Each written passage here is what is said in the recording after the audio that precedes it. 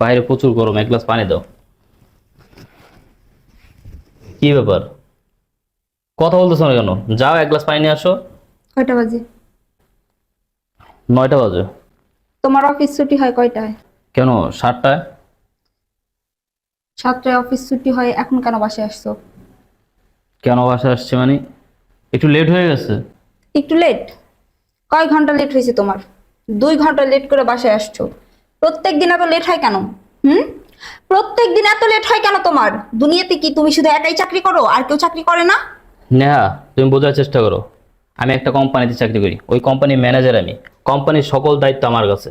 সব কিছু হিসাব কিতাব বোঝায় তারপর আমাকে আসতে হয়, এই কারণে আমার লেট হয়। ও আচ্ছা, তুমি কোম্পানির ম্যানেজার। আচ্ছা, শুধু কি কোম্পানির দায়িত্বই পালন করো নাকি অফিসের মেয়ে কলিগদেরও দায়িত্ব পালন করো? নেহা, মুখ সামলিয়ে কথা বলো।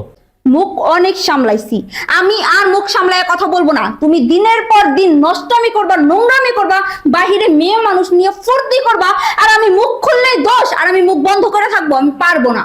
নেহা, সাবধানে কথা বলো। কি উল্টোপাল্টা কথা বলতেছো তখন থেকে? আমি তোমারে বললাম যে আমি একটা কোম্পানির চাকরি করি, ওই কোম্পানির ম্যানেজার আমার, সকল হিসাব কিতাব বুঝে তারপর বাসা আসতে হয়, আর তুমি কি উল্টোপাল্টা বলতেছো এগুলো? আমি কোনো ভুল কথা বলতেছি না।